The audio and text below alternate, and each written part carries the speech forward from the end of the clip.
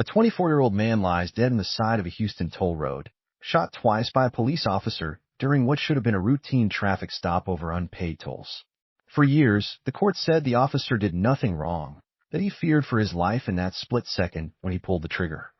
But here's what they didn't want to look at. The officer had jumped onto the moving car himself. He created the danger, then used it to justify killing someone. And for nearly a decade, a legal loophole called the moment of threat doctrine let him get away with it. Until May 2025, when something extraordinary happened. All 9 Supreme Court justices, every single one, unanimously said enough. This doctrine that's been protecting officers who escalate situations and then claim self-defense, it's gone, erased. And this isn't just one family getting justice. This is every police department in America about to change how they train officers. This is every judge about to evaluate use of force differently. This is a seismic shift in how accountability works when a badge and a gun meet a civilian on the street. In a Supreme Court that can barely agree on lunch orders, they voted 9-0. That tells you everything. So what exactly did they decide? Why did it take a mother 9 years of fighting to get here? And how is this about to change every single police encounter in this country? Buckle up, because what you're about to learn will change how you see every traffic stop, every police video, every headline about officer-involved shootings from this day forward. Before we dive deeper into this game-changing decision, if you care about justice, accountability, and understanding how the laws that govern our streets are evolving, do me a favor. Hit that subscribe button and tap the like button. So, here's what you need to understand first. For nearly a decade, for federal appeals courts, including the powerful Fifth Circuit covering Texas, Louisiana, and Mississippi, have been using something called the moment of threat doctrine. And honestly, it sounds reasonable at first, right? The idea was simple. When a judge evaluates whether a police officer used excessive force, they should focus on that precise moment when the officer pulled the trigger, that instant when force was applied. Was the officer in danger right then? If yes, the shooting was justified. Case closed. But here's the problem that civil rights advocates and 8 other federal circuits saw clearly. This doctrine created a loophole big enough to drive a patrol car through. Officers could make terrible tactical decisions, escalate situations unnecessarily, even put themselves in harm's way, and then claim self-defense based solely on the danger they helped create. It was like watching someone throw gasoline on a fire, and then saying, I had to call the fire department because look, there's a fire. The moment of threat doctrine essentially said, don't look at the gasoline. Just look at the flames, and that's exactly what happened to Ashton Barnes. The dashcam footage tells a story that's hard to watch. Officer Roberto Felix Jr. pulled Barnes over because his rental car was flagged for unpaid tolls. This should have been routine. Write a ticket, maybe impound the car, everyone goes home. But things escalated. Barnes didn't have identification on him. When Officer Felix ordered him out of the vehicle, Barnes made a decision that would cost him his life. He started to drive away. Now, here's where it gets critical. Instead of stepping back, calling for backup, or using the patrol car to follow all standard procedures, Officer Felix made a choice. He jumped onto the door sill of the moving car. And from that position, hanging on as the car began to move, he fired his weapon twice. Ashton Barnes died at the scene.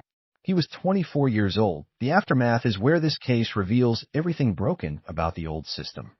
An internal investigation by Harris County's Constable Office found Officer Felix didn't violate procedure. The Houston Police Department reviewed the case and concluded the shooting appeared justified. No criminal charges were filed. For his mother, Janice Hughes, this was incomprehensible. He didn't do nothing, she said through tears. He didn't do nothing. In 2017, she filed a lawsuit alleging excessive force, a violation of her son's Fourth Amendment rights. The case crawled through the federal courts. And in 2024, the Fifth Circuit Court of But here's where one judge changed everything. Judge Higginbotham, in his opinion, essentially said, if I were allowed to look at the totality of the circumstances, I would find the officer at fault. That statement became a crack in the dam, because it exposed the fundamental problem.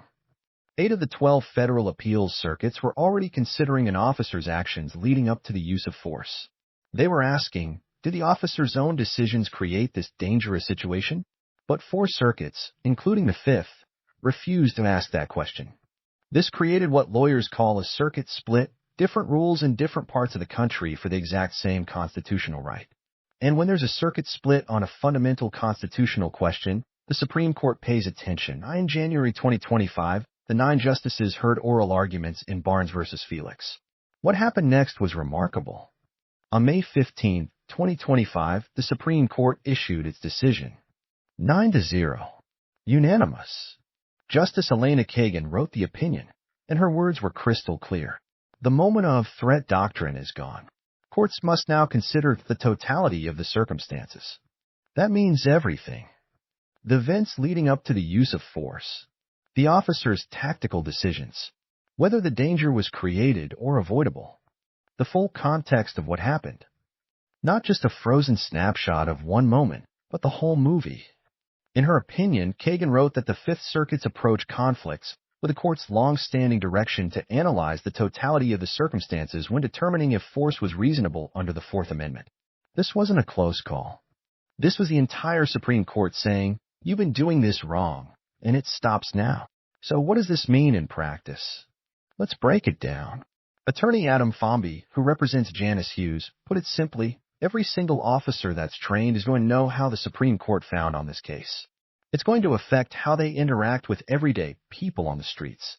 Police academies across the country are already revising their training materials.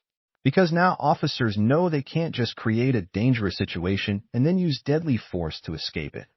Courts will ask, did you have other options? Could you have de-escalated? Did your tactical choices contribute to the need for force? Georgetown law professor Christy Lopez, an expert on police accountability, explained the significance. What we find is that when we hold officers accountable for the force that they use, it often results in better training and better policies that keep officers safer as well as members of the public safer. This isn't about making policing impossible. It's about making it smarter, safer, more accountable. Now, not everyone sees it that way. Kevin Lawrence, executive director of the Texas Municipal Police Association and a retired officer, pushed back. Accountability is not really a problem in law enforcement, he argued. He believes that questioning an officer's split-second decisions, especially in dangerous situations, could put cops at risk. You should look at the totality of the circumstances, Lawrence said, but you should not go back and say, wait a minute, this violation of policy or this tactical error somehow contributed to the danger, and therefore it does excuse the behavior of the suspect. He maintains that Officer Felix was justified because, in that moment hanging on the car, his life was genuinely in danger. And look, that perspective matters. Policing is dangerous. Officers do face split-second life-or-death decisions. But here's the counter-argument that won the day at the Supreme Court. If we never examine how officers got into those dangerous positions, we can never improve tactics, training, or outcomes. We can never prevent these tragedies.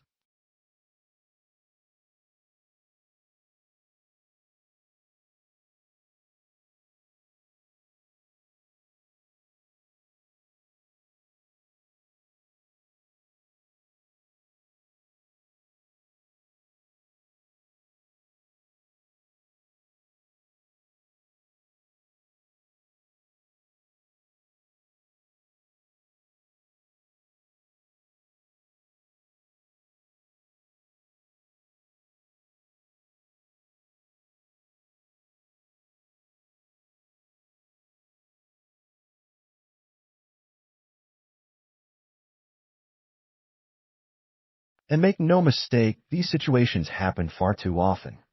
According to Mapping Police Violence, more than 1,200 people were killed by police in 2024 alone. 12% of those deaths, that's over 140 people, involved individuals stopped for alleged traffic violations. Traffic stops are among the most common and most unpredictable police encounters. They're also among the deadliest. The Supreme Court's decision doesn't just affect Ashton Barnes' case. It sets a nationwide precedent that will influence hundreds, maybe thousands of cases going forward. Any excessive force claim under the Fourth Amendment must now be evaluated with the full context. Officers who escalate unnecessarily, who ignore training, who create the danger they later claim justified their actions, they can no longer hide behind the moment of threat. But here's what the Supreme Court didn't do, and this is crucial.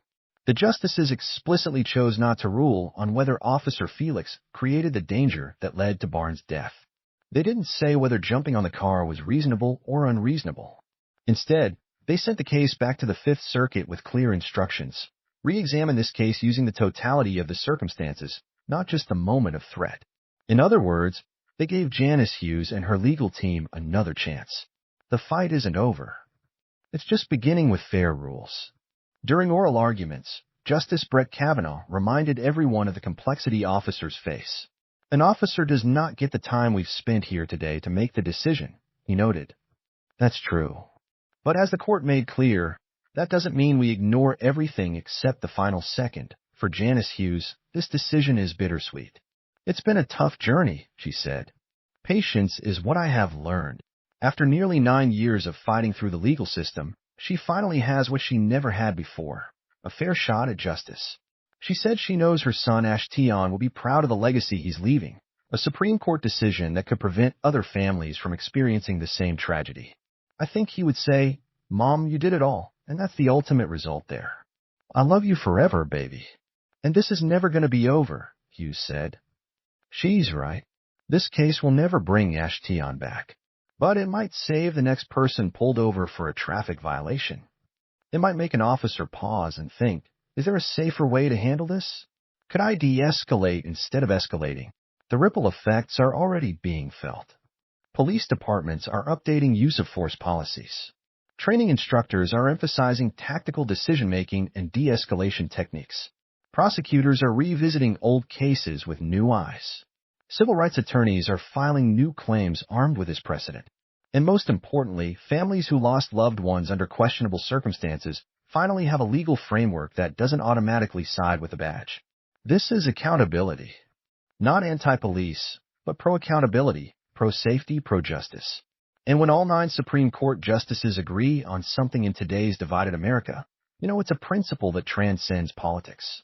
This is about the Constitution, the Fourth Amendment, and the basic idea that government agents, including police officers, must act reasonably when they use force against citizens. So here we are months after that unanimous decision, and the question is, what happens next?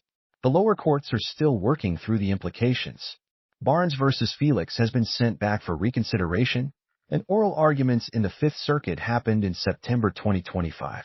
Legal experts are watching closely to see how the court applies the new standard. Will they find that Officer Felix's decision to jump on the car was unreasonable? Will they conclude that he created the very danger he later claimed justified deadly force? We don't know yet, but we know the rules have changed. We know the playing field is finally level. We know that from coast to coast, every federal court will now ask the same questions when evaluating police use of force, and maybe, just maybe, that will save lives. Maybe the next officer who approaches a car will remember this case and choose tactics that don't put everyone in danger. Maybe the next judge will look at the full context and hold officers accountable when they should have done better. Maybe the next family won't have to spend 9 years to support police and demand accountability. We can recognize the dangers officers face and still expect them to minimize those dangers through smart tactics. We can honor the badge and still question the decisions made under it. These aren't contradictions.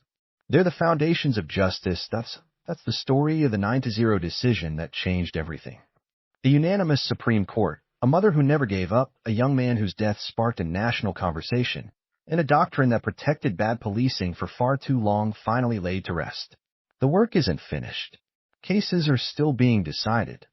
Policies are still being rewritten. Officers are still being retrained. But the direction is clear, and there's no going back. What do you think about this decision?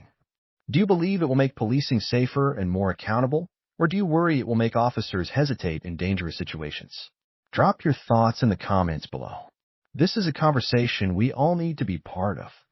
And if this video opened your eyes to something you didn't know, hit that like button and subscribe so you don't miss the next deep dive into the cases and decisions that shape our world. Share this with someone who needs to hear it. Because justice delayed might be justice denied, but justice achieved, even after 9 long years, is still justice. Thanks for watching, and I'll see you in the next one.